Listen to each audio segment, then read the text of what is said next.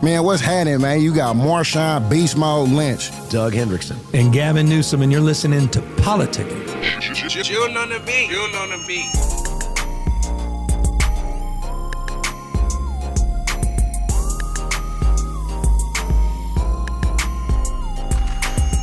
Marshawn likes his nice jersey right there, Marshawn. How you doing? I just dusted that off today for you, Marshawn.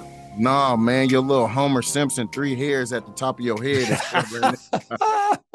Bro, between them glasses and that little mohawk thing on the top of your shit. Simpson. Ouch. Yeah, if you got man, help that him out, brutal. man. I've heard a lot of shit. That was next level brutal. Well, Marshawn, here's the deal. Fuck. Like I told Marshawn that last night, Gavin, I said, here's the problem. If you take a tape measure from 1 to 100, the average life expectancy is 75. I'm 55. So we cut out 0 to 55 and then 75 to 100. So that gives me and you, Gavin, about 8 more good summers left. Really? That's it. Really? 8? So what we have to do is start traveling with Marshawn a little bit more to have a little bit more fun right now. You know what I'm saying? Or we got to get some gel or you got to lick your and smooth that shit over a little bit. Gavin, Wait a get second. his hair right. I got the gel. That's my specialty. Right. That's what I do best. That's Come what on, I Doug. do. Come on, man. By the way, shit. I also His heard hair where looks good. Doug said he was dusting off the jersey. You took that a little personally. I know, Marshawn. I did. It You suggests heard it was old, bro. Yeah, it was man. old. You know what? I figured out I was old when my brother sent me a congratulations this morning for the Hall of Fame thing. And I just realized, like, you know, he's still playing. There's somebody who I was coaching up since he came out the womb. And to hear him say that, it was just like, ooh, yeah, you kind of up there, my boy. By the way, guys, do you know this? Literally no BS. Just today, on my desk is a big brick. I'm like, what the hell is this brick? And a bunch of folks had signed it. Some of the guards and some of those incarcerated folks in Quentin, they just tore down that wall. Talk about tear down the wall that was built in 1860. Remember, you saw that temporary fence in Quentin? They literally just bulldozed that damn thing down. And there was a brick sitting on my desk again. But talk about bringing people. Gavin, you can't be using that shit like it's your own fucking goddamn amusement park, man. You getting souvenir bricks and shit. No, I know you in this. It's not my damn amusement. I know you're all freaked out. It's a damn amusement. Why is he so happy in prison? I'm trying to stay out of prison. No, man, the brick, but the brick, it represents what you're just saying. It was signed by some of the guards and some of the inmates. Right. And they sent it to me, man, because again, it's about people coming together. Speaking of that today, and just before we bring up Pete, I'm serious, Marshawn. This got to be interesting. You and Pete Carroll, have you guys had a lot of conversations over the course of the last couple of years? I mean, how many times you guys engaged? Yeah, you got to remember, I went back and played for another season. You played, I know. I'll call it a season. If I played a game, it's a season. I don't know if I get accredited. You played 3 games. It was 4, I think. Was it 4? No, it was the last game against the Niners, and then the playoff game, and then Green Bay. Yeah, shit. Playoffs was involved, so shit. It felt like a season. By the way, the only thing I remember about that, Doug, you remember it well too, is like Beastquake 2.0 when you came out. And ladies and gentlemen, they introduced the rest of the team, and then it was finally your turn. Music up, we're on the field.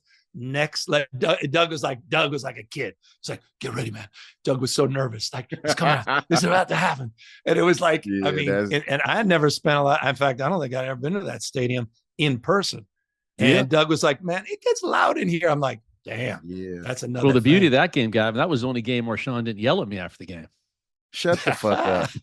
That's a fact. Bro, you know what? Hey, bro, you know what? You a prankster, my dude. You know what they call you, the younger kids in today's time right now? They would call you a troll. You know what was very cool? I met Pete Carroll 5 or 6 times, but just hello, goodbye in passing. Doug, remember before the game, Pete came all the way to the other side to meet with us and spend time with us. And I'm like, this guy's just a little different. I mean, you know, we can talk about that, but just as a personal guy, for him to take that time to come over and obviously we're BSing about Marshawn behind Marshawn's back as we are right now. Here we go. But oh shit. See, look, that's y'all That's your Marin connection. Cause you ain't y'all from the same hood though, right? Yeah, San Francisco Marin connection. Oh, my bad. That's how we roll. Redwood High School, bro. Redwood High School. That's why Pete has been so successful in his life. Oh, he got that. It's in you, not on y'all, huh? That's what it is. It's in us. It just there's something about those public school kids. I'm gonna tell you this. I was in Seattle for what, maybe 8-9 years, and I'm talking about every single day. This motherfucker Pete would come in with the same energy, win, lose, draw, rain, sleet, snow. I don't give a fuck what it was. He came in every day the same exact person, regardless. And that shit used to drive me fucking crazy. Because I used to ask him, that motherfucker all the time, hey, bro, what kind of drugs is you on, bro? Because I need some of that shit. Because the way you come in, and it was never negative. Never negative. Until he pulled your ass in that room, and then he started gassing you. Then we got to throw these hands. But he was never, you couldn't catch this dude in a bad mood. Ever. Well, should we bring him in, Marshawn? Let's bring him in. Let's bring in Mr. Positivity himself. Mr. Positivity. Yeah, Pete Carroll.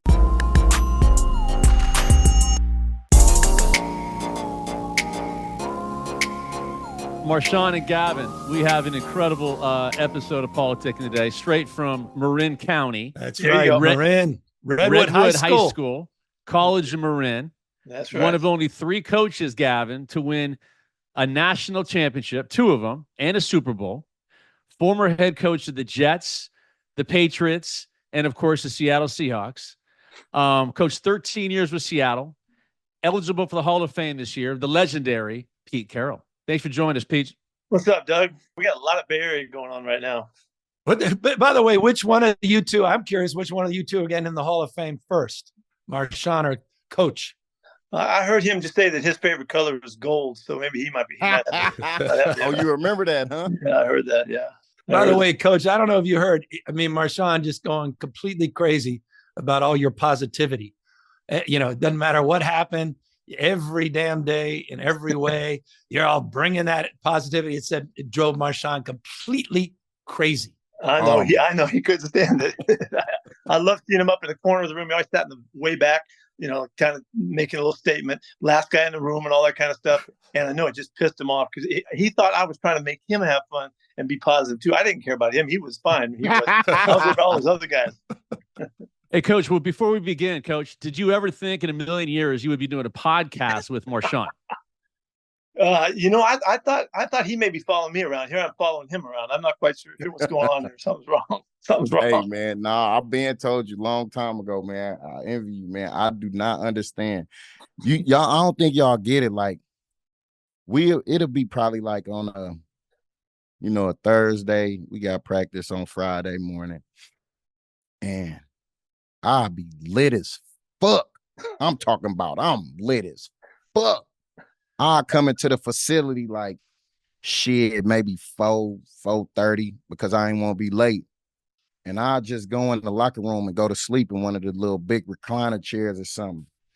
And like clockwork, around 5:30 or something, here come Pete walking in that goddamn room with the same energy he just left the last day, bouncing around and shit. Hey, how you going? Chewing hella bubblegum shit. And I'm like, bruh, how the fuck is you? Bruh, you ain't even brush your teeth yet. You happy than a motherfucker. Like, God damn. How you do that, bruh? You know what? I'm about to go back to sleep for a minute. It's all about attitude. You got a good one or you don't. Man, you know what? And that doesn't everybody has to be the same, obviously. But there's a lot of guys that they kind of used it a little bit. I was their attitude, so that's okay. Coach, did you have that your whole life growing up? Because obviously, ever since I knew you back in the day when you were coaching the Jets, did you have that growing up as a kid, Stu Marin? Were you always that guy that was upbeat energy and bringing everybody together and attitude and that kind of stuff? My mom taught me that something good is just about to happen, and I've never lost sight of that. And and somehow they empowered me to you get to do what you want to do and have the attitude you want to have. But it was always about something was just around the corner was going to turn. So why would you be thinking glum and down and out? And, because it was going to get good. And so, I've been like that my whole life, I'm sure. Coach, I'm still trying to recover from Marshawn saying he came in lit. I mean, I'm trying to translate that exactly, like lit up. Or, was it something else? I was lit up. Yeah, I was lit up like a motherfucker. I'll tell you that. Lit up like a Christmas tree. The point was, to me, my guys were all different. And I want to give them space to be what they needed to be. He needed to be and make his statement of what he was all about. And I loved it. I mean, I told him just recently that it was so important for me to get him to come to our team because I wanted him to affect everybody on the team. And I didn't care about him affecting it the way I wanted him to affect it. I wanted him to affect the way he was going to affect it. And I just figured we'd work it out, and we would figure out a way to make it all fit and all. And, and we did. And he's still pissed because he didn't figure out. I didn't care that he was like you. I loved that he was like he was. And I thought the more he was, the better it was for us. And I could put up with him. I was okay, And if you heard him say he wasn't going to get fined, he knew where that line was drawn. It was about the cash, and he was not going to give up his money. So he stayed close enough to it, so it worked out just fine.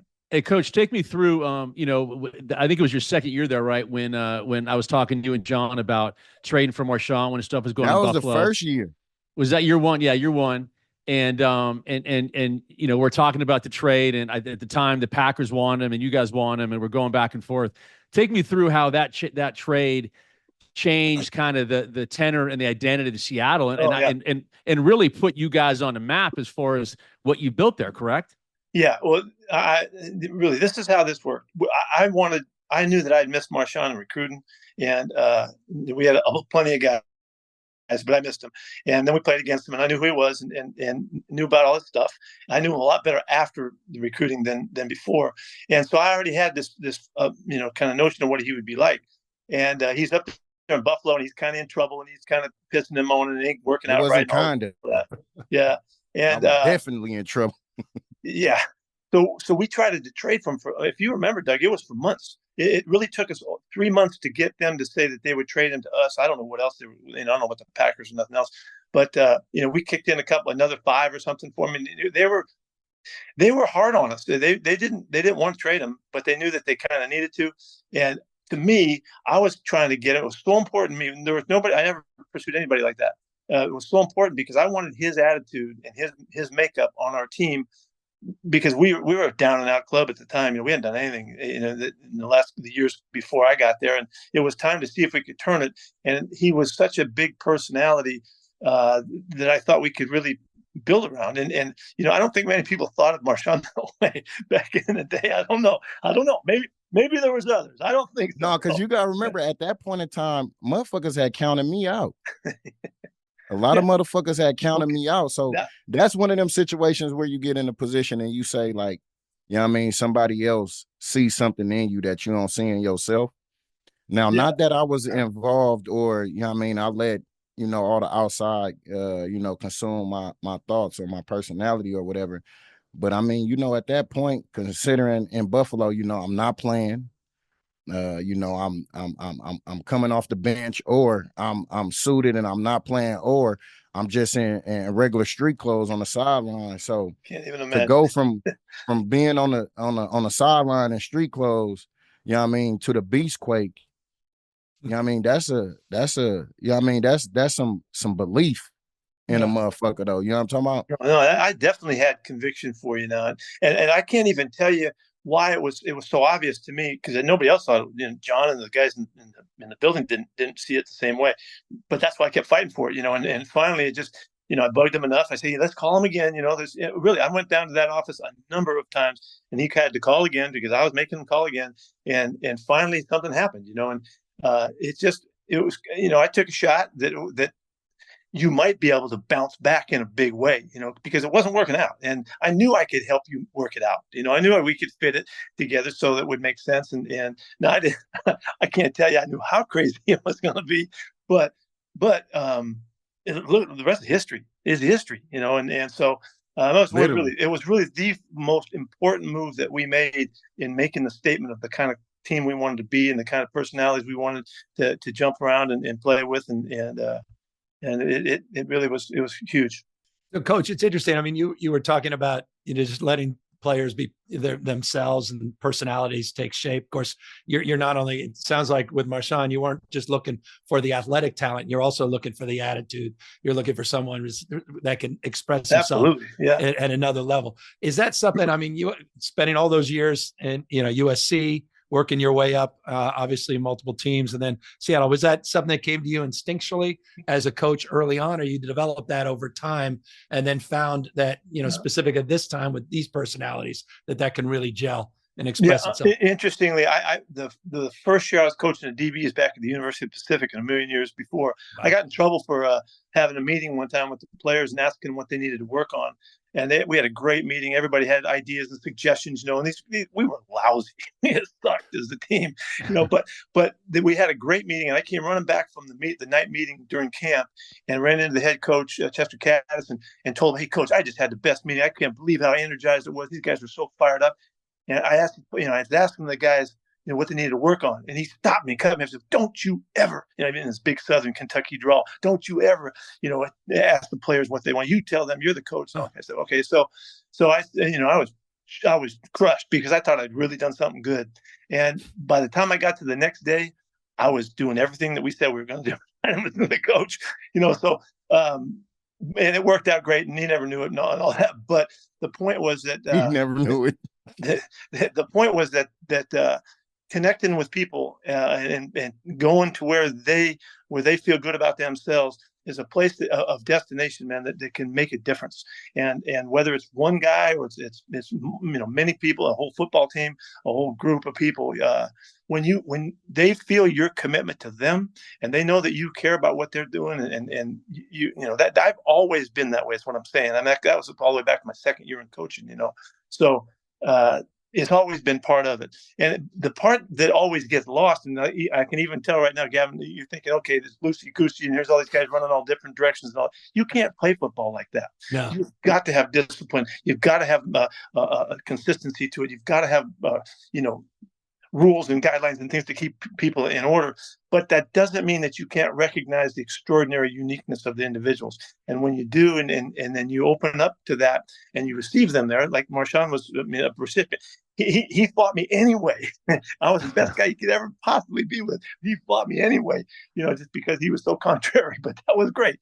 That was him. And it can work, Now, it's not, most people don't do it that way now because it's harder. It's more difficult because you're dealing with the individual, the changes, the uniqueness of the personalities, and and they can mix it. I mean, Sean can tell you we had troubles with some guys in our club, and throughout, but we were able to find the way to keep them connected for the purpose of being a great team, and they did it, and we showed that we could do that. So I want to ask you something. Like, go with all of that being said, though, right? And if I remember correctly, you have a degree in psychology, right? Well, it's sports psychology, yeah. So yeah. How much of that do you think played a role in your philosophy in football and your development of teams and players? Because when I first had got there, I think it was a crazy fucking number of 270 plus players that you hadn't brought, in and out of the facility to create the exact team that you wanted. Right. So how much do you think your background in what you got a degree in sports psychology? Well, it was in physical education with emphasis in sports psychology. Yeah, I had a ton of stuff that I did in those days. I'm glad you asked the question because I really was affected by stuff I learned right then and there. And I was able to, because of being so close to the Bay Area, there was a couple great guys that were that had written stuff on their own, done their own stuff. The guy, Tim Galway, wrote the Inner Game of Tennis, and Michael Murphy was the guy who wrote about golf, and he did some amazing things in his own studies. He was the guy that started Esalen, the institute down on the coast. Yep. Those two guys in particular not only did we get to read their books, but we got to meet them and be with them and hang out with them, and develop the friendship, the relationship with them. And I was affected so much by the way they thought and the way that they presented their stuff. And they were totally different. They weren't the same. But both those guys still, to this very day, I still preach right from the gospel of what those guys believed in. And they were really something about performance and about, they both were highly influenced by Eastern philosophy in their young days when they went and did their mission over in India and wherever they went. They came back and they had a slant to it that made sense to me that I've never lost contact with. And it's really about helping people perform totally in trusting themselves and totally in command of their moments and their times and creating the moments and the mindfulness that it takes to really be at your best. And so throughout all, I've never talked about those guys. I would never mention those guys to you as a team, but I was working from that mentality of helping people get to the very best of what they had to offer. And that's why it was so important to champion the individuals and to find the place where each player could be at his best and what he needed to be at his best. That's why I could have Marshawn and I could have Richard and I could have Doug Baldwin and Cam and all the different guys that were the personalities. They were all able to find their own space and be comfortable with it. But yet I was there to kick their ass to make them great at what they were capable of doing too. And so all of that blended together, Sean. So yeah, it goes way back, and it never left me. And I wrote about it in the book I did, 10 years, 15 years ago, whatever it was. All that stuff was all part of my makeup that I never lost. And it was really the cool part about it. And Marshawn was one of the best at it. He just needed to be in his own space. He didn't want anybody to fuck with him in any way. He didn't want anybody to, try to get him this way or get him that way. Just leave me alone. And if you watched him after he made touchdowns, he wouldn't celebrate, other than grabbing his nuts on the big run. Talk about that.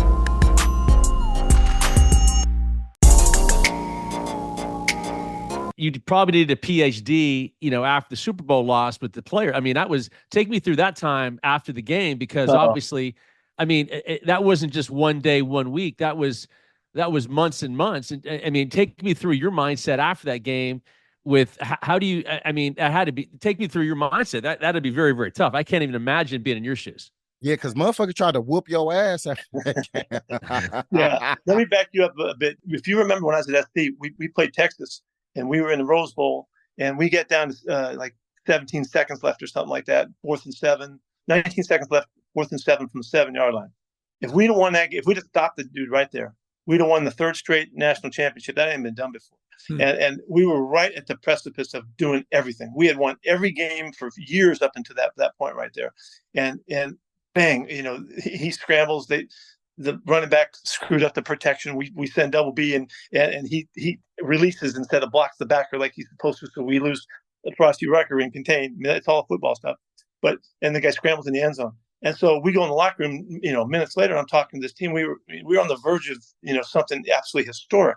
And my thought was that those 17 seconds or 19 seconds weren't going to define us. We were what we were. And I carried that thought to the moment that stupid freaking play happened in that game where they get the pick and to change the whole game. In the instant that I bent down to think about, I knew it was going to, I would have to be ready for moments like this in these years of coaching. This is that moment. And you're going to have to be a stud. And I was going to have to, handle it. And because I was going to stand up for everybody. And they're all going to be pissed, just like you were, the whole world. And Marshawn and I have talked about this in the past. That was a meaningful moment. And we lost all that. That would have been 2 in a row. We might have come back and won 3 in a row, is the way I feel about it. But and so anyway, it was huge. But you had to deal with it, and you had to deal with it. And I had to be the leader, and I had to stand up for it and take the hit, and just okay, take it as my call and the whole thing. And I was willing to do that for everybody else. And I mean, he was pissed at me, and the fellas were pissed. Everybody. The thing was, with that being said, a lot of players from that team don't feel that, considering your philosophy and what you stood for and what you got a lot of those guys to believe in, they don't feel that, you owned it from a perspective of which they would have liked you to own it, because then it started to get rough over there. Well, it started to get rough. It got really rough for us though, and to a point where it was like, You know what I mean? And the way I think about it is like, considering like everybody like, oh, you should have just ran the ball with Marshawn, you know, this, that, and the third. But, you know, considering, you know, and the type of player I am, and, you know, shit, from what you just said to, you know, any teammate of mine will tell you like, no, Marshawn for sure is a team player. In which, you know what I mean, at the end of the day, I know a lot of guys took that shit a lot Sure. harder even than I did because of what you instilled in, you know what I mean, that Seahawk team. So when I start thinking about it and I think about your mindset and, you know, the psychology of, you know, of people, but then, you know, putting it into a term of ball players and then having this moment of I'm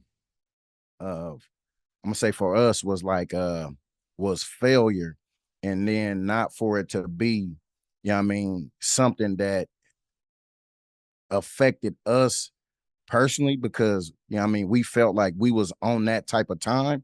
Yeah. And then a lot of them felt like, you know, we were stripped of it.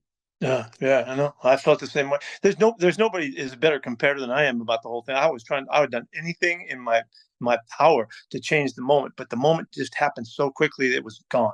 It was gone before it even happened, and I wish I would have been able to affect it differently, but I didn't. I couldn't. You know, it had nothing to do with all of the storylines. Marshawn and I have talked about it. It had nothing to do with all the storylines about some other players or some other agenda. There was not. That's not how the game works. It happened so fast. They substitute, we do this, bump calls made. It just happened. And we got smacked in the freaking nuts by it. But, you know, it's interesting you guys got us on this talk together because nobody had to deal with this more than Marshawn and myself. I mean, nobody had to ever deal with that. And we carried our whole life. And it's just something that it's affected us both in different ways and all that. But hey, man, it's part of our life. And that's we had to deal with it and we had to get on. And we have. And he's kicking ass and I'm retired. Hey, Coach, as a non-football guy, I don't know I don't think I've ever asked Marshawn. Was the call from Bevel, or was you made the call, or how did that? Who made the call? We did the way we always did. We did the way we always did. Okay, and it was there's defensive coordinators, offensive coordinators. They call the stuff, and we play the game, and I'm responsible for every call that was ever made. That's all. Doug, if you didn't catch that, Bevel made the motherfucking call, and Pete didn't get to it quick enough to get out of that motherfucker. That's how what he just told you in a nutshell. You know what I'm talking about? But I mean, look, with that being said, like, you know what I mean? Because me and you, we had a conversation when we talked yesterday, and was just talking about how you know, how it affected my life. And, you know, after that moment, you know, I was telling you like, I was having a conversation with some ex-players and, you know, like, oh, you know, if you get that, if they give you the ball again, you go in, you score, you get the MVP of the Super Bowl. And, you know what I mean? It is what it is. And I was like, the fact that didn't happen, it's almost to the point where it was like, you know, like that one guy in a movie that everybody rooting for that just he just don't make it. And now I'm living a life of that guy, but I'm actually here to experience what it would be for an individual to, you know what I mean, live life after, you know what I mean, all that after that downfall. And I mean, you know, and in reality has been, you know what I mean, you know what I mean, by the graces of God, it's like, you mean, he bless you in so many ways, and it's more so like by me not, you know what I mean, getting that ball or us not running that ball in,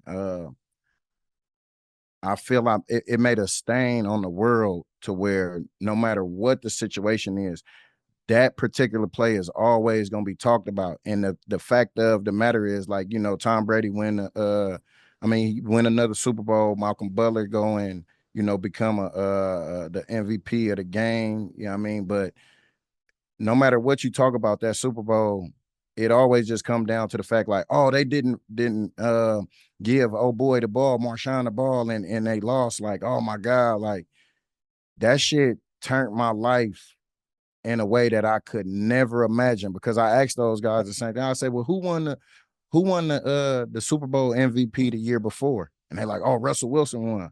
Like, nah, Russell Wilson didn't win it. Right. Like, oh, Percy Harvin got MVP. No, Percy Harvin didn't. And it's like Malcolm Smith did. And oh yeah, I was gonna say Malcolm, but you know what I mean? You asked who didn't win the Super Bowl and the next year, and Marshawn, they should have gave him. And it's like, you know what I mean? That Doug, you like to use it, posterized. It boosted my life and my career to a level of, you know what I mean, something that I could not have, you know what I mean, understood or even imagined that my life could be. Yeah, it's an amazing perception that you have of that, and it's the truth. You're just talking the truth. That's what happened. It's good that something good came from it. You know what I mean? After all, that sounds like me, doesn't it? Like something good came out of that, the crap that we had to go through and live with, and they ain't going away. And that's I knew in that moment it ain't going away. We're gonna have this forever. Sean, it's a statement about how, regardless of what happens in your life, we still have the ability to make of it what we want. And it's no matter how dark it gets or how horrible a situation or the hugest mistake you could ever have made or whatever, it's still there's a life to follow it. And if you hang in there and you keep battling, I mean, it's just a basic old story of it. But both of us, man, wherever I go now as a retired guy, I mean, people freaking pouring over me to get to me, to get a picture, an autograph, or whatever. They don't talk about the Super Bowl. They don't mention that. They're I don't know. I get so much love that I couldn't ask for more. I'm shocked by it, and I had no idea.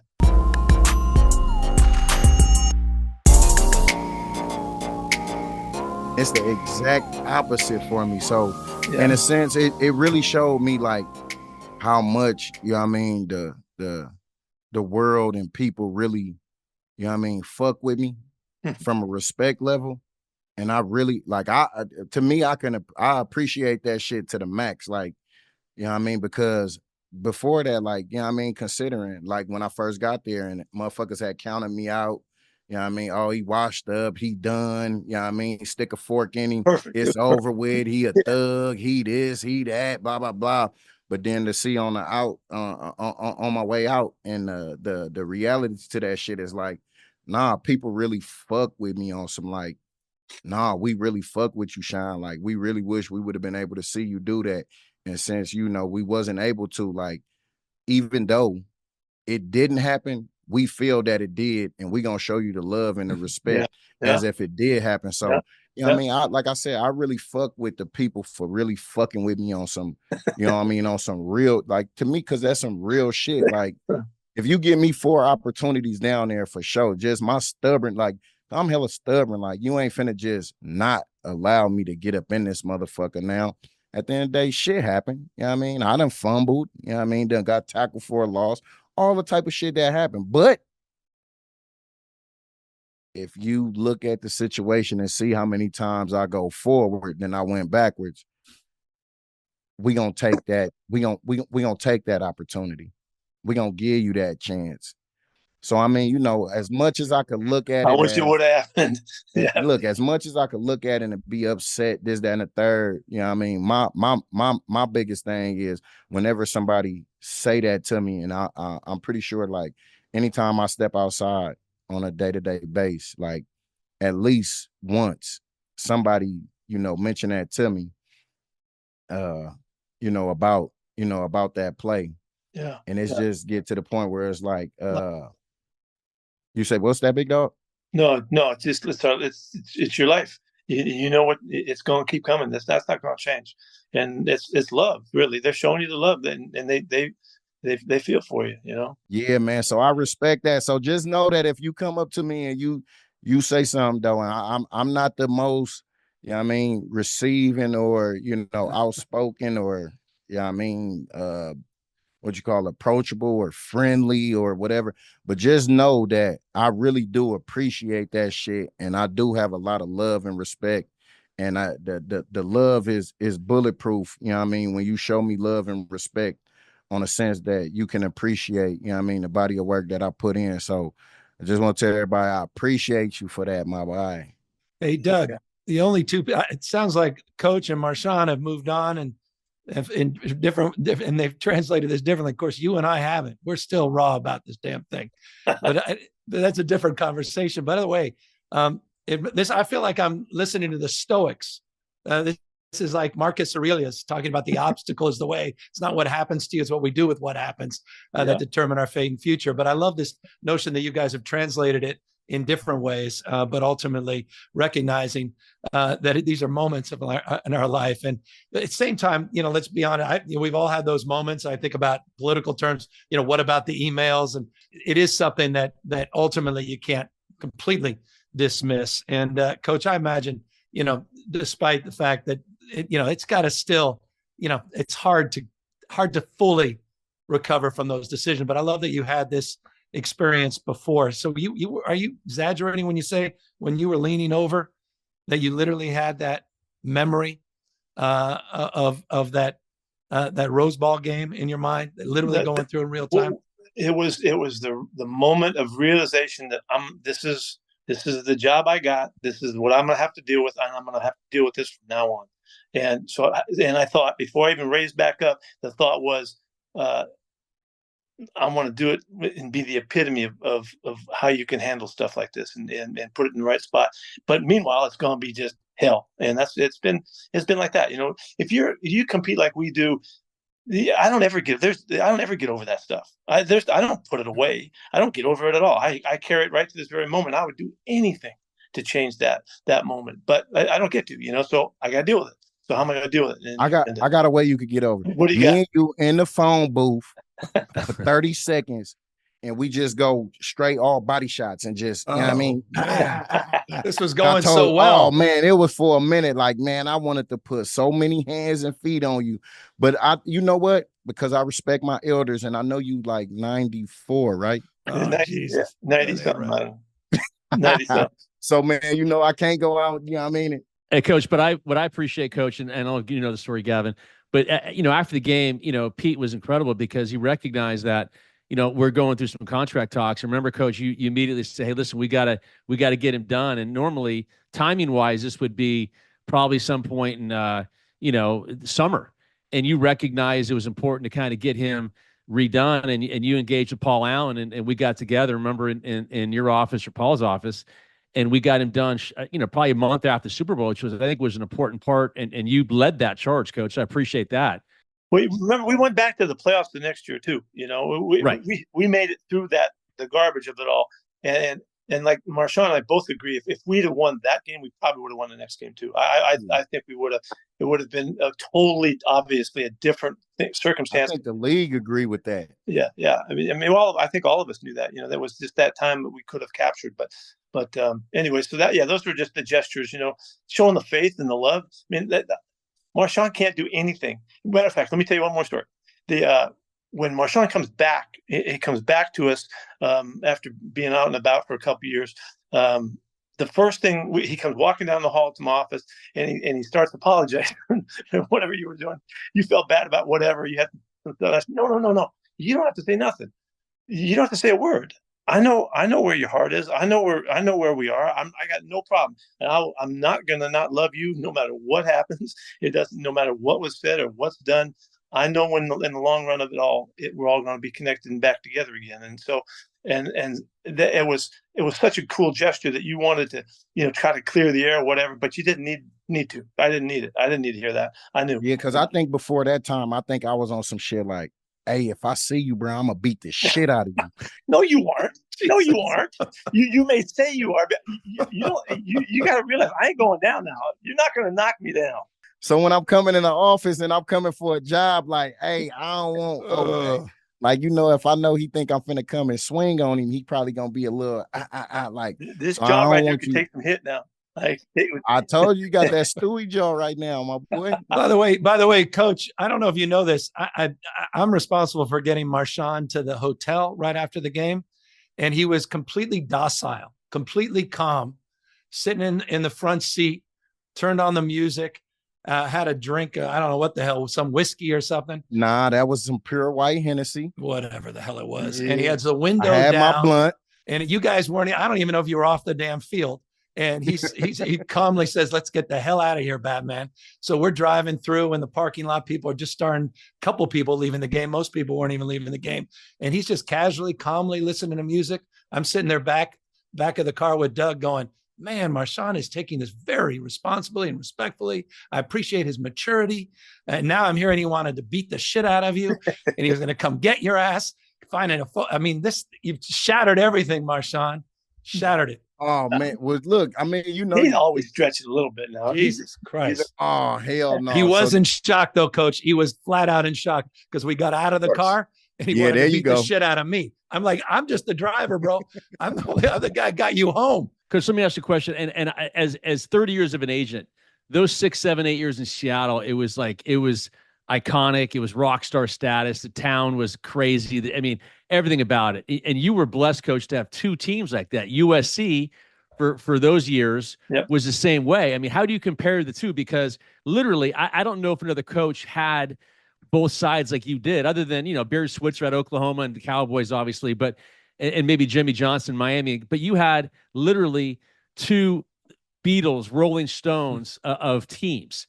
How do you compare the two and the environments in LA and Seattle and all that stuff? I'm curious. Yeah, there's nothing that compares to the SD thing in this regard. We won every game for 3 years straight. I mean, think about that. I mean, we won 30-something games in a row and went all the way to that Texas game. And had we won that one, what would have happened? So there was a golden time there. Back to gold. A golden time there that was just extraordinary. And I felt like, I had arrived at my calling and coaching. My life had already happened. I mean, that couldn't be any better than that. But I did feel the challenge because of the competitiveness, the challenge to go to the NFL and take the mentality of taking care of people and loving people up and helping them, be the best they could be. I wanted to see if it would happen in the NFL. Because I had become an NFL guy after all the years I'd been in there. And so I liked that challenge as the ultimate challenge. And so we we get our run going and we're rolling but let me say this, there's never enough wins. There's never enough wins. And it's that's what I'm saying, 34 in a row or whatever. Okay, there should have been 35, and then there's never enough. And so it keeps you coming back, but yet it also kicks your ass, and so in Seattle, we don't win every game. We won over 10 games a year for 14 years or something, whatever it was, but it still wasn't enough, and so that stretch in LA was, and the things that we were doing in the city and all of the stuff that was happening and all the glorious moments that we had, Macaulay and all that stuff. That was just the top of the top. And I went to try to do it again. I wanted to try to do that in Seattle too, but you can't win every game in the NFL. It just doesn't happen, So there's just never enough wins. Was there more pressure at USC or Seattle, in your opinion, knowing it was at USC? I didn't deal with that. The pressure thing, I didn't deal with that really. I mean, I didn't even thought of it that way. I just, ball coaching was not that. I was a mercenary. I was fighting somebody else's wars, and going for it and taking it as far as we could with the highest of expectations. And I really didn't. It wasn't the pressure. It was hard work, to keep everybody together and to make sure that everybody's on the same page and everybody was loving what we were doing. And I mean it was a challenge and all that, but it wasn't about the pressure. I don't see it that way.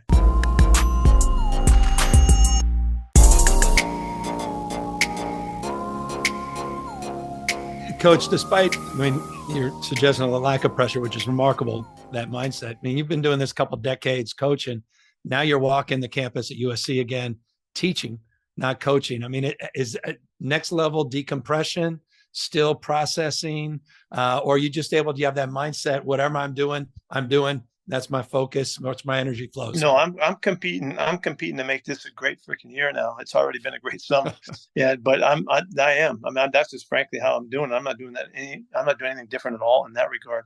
The springtime I'll be, at the SD thing, but there's other stuff going on. We're doing other things and I'm really excited about. It's just different, and my mentality is so much different because all of the little nitpick and stuff that you got to be involved with when on the team, when you're a coach, players and all of it, that's been set aside now. And so my mind is clearer and I'm freer to take it where I want to go. And I love that sense. Coach, what class are you teaching over there? Well, I'm going to be teaching a class with a guy named Varun Soni, who's the dean of religious studies on campus, and he's a freaking rock star. Wow. And he and I are going to do this thing together, and it's going to be probably through the business school, through Marshall. It'll be it's going to be very close to my heart. Let me just say that. I don't give away the title of what we're doing yet, but it's going to be very close to my heart and the stuff that I believe in, and mixing it with what Vera knows, that he is an extraordinary instructor in all of ancient religions and all the kind of cool things, spirituality, and so many things that he's going to connect with us. It's going to be really something, I think. So we're all really excited about it. Well, we have Marshawn with the Cal degree and the Princeton degree, Coach. He might be a guest lecture a few times Princeton, with you. I never heard Yeah, no, and no one. What's that? Yeah, exactly, Coach. Don't buy any of that BS. No. Then again, he's got a damn certificate. No, that shit is for real, for real.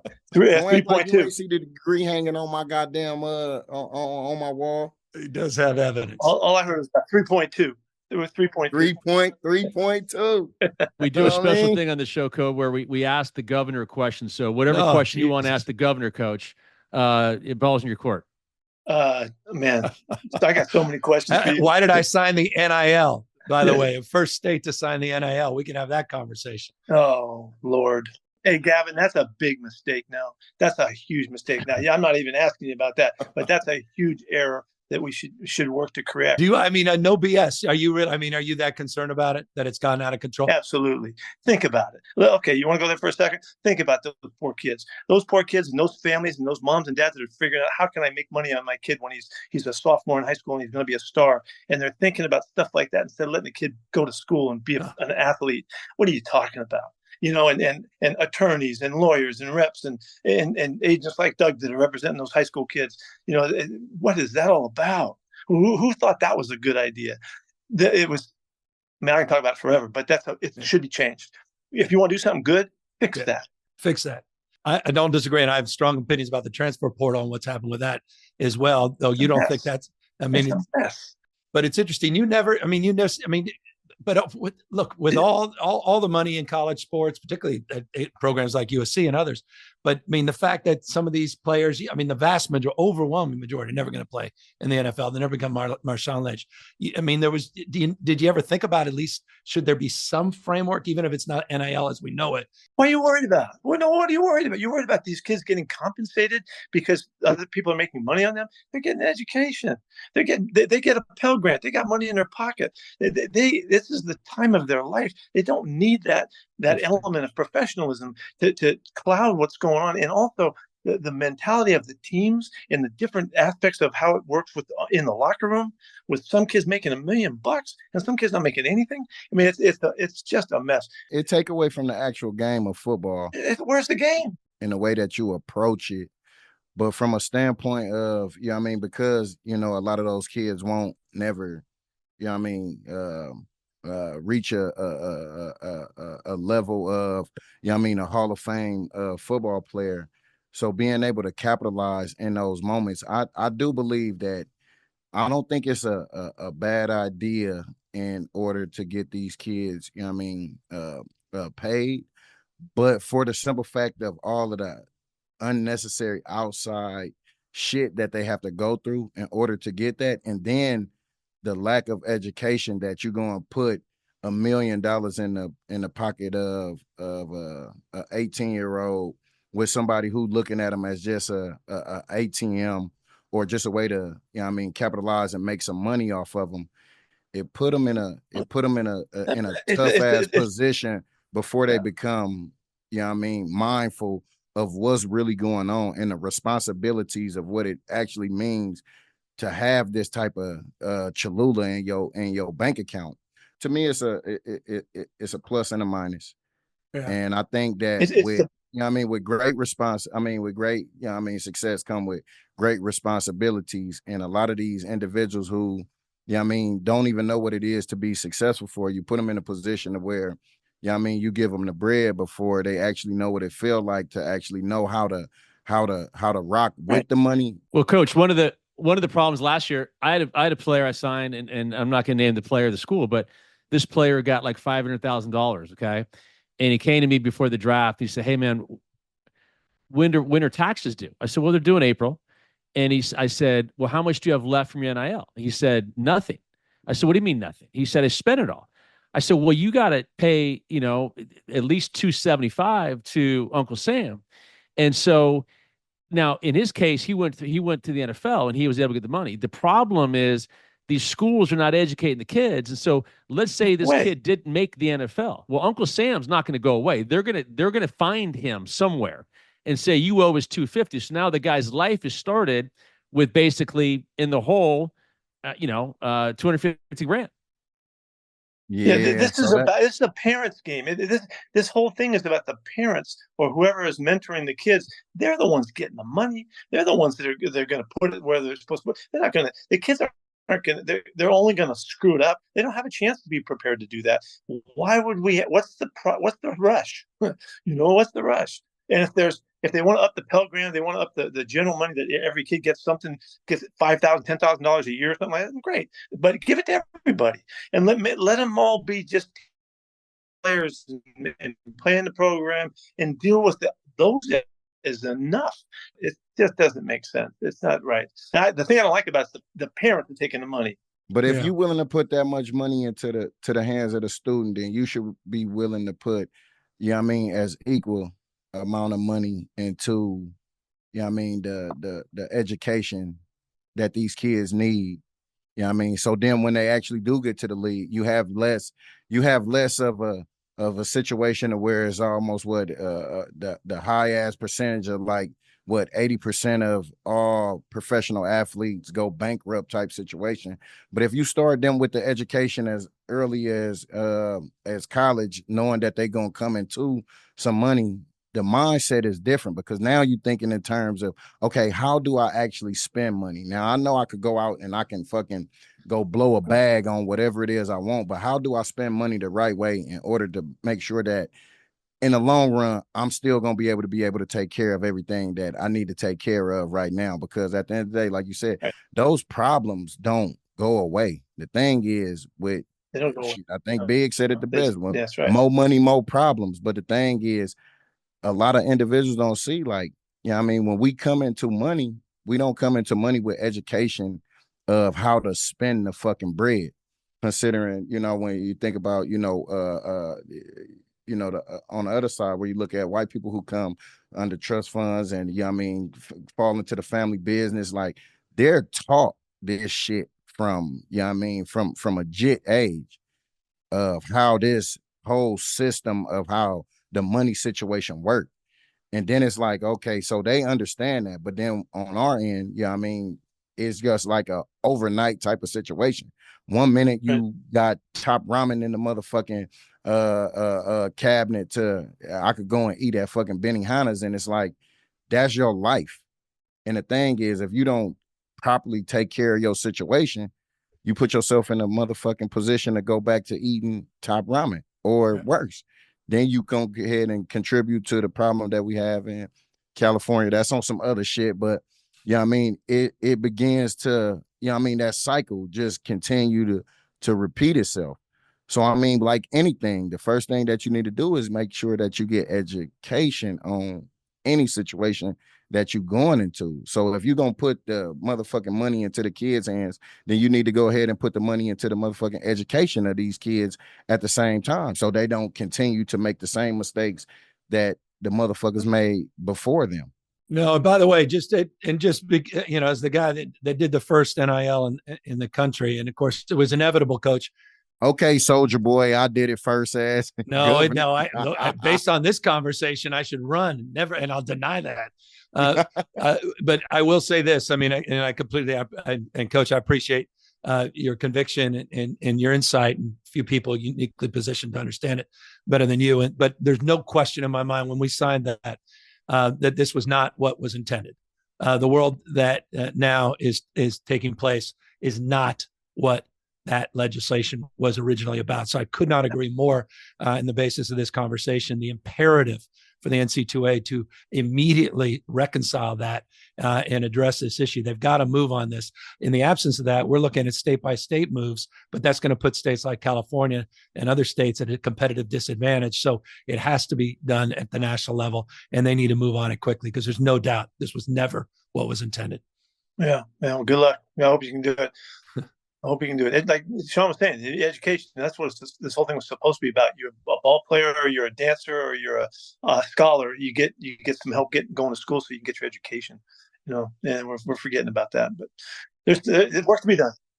Well, Coach, we can't thank you enough for joining us. I mean, I've always loved you and appreciated you and everything you've done in your career, and you're not done yet, obviously. And I appreciate how you've just lived your life, man. You've lived it a glass half full, and you've always lived life on borrowed time. And I really appreciate you and always have.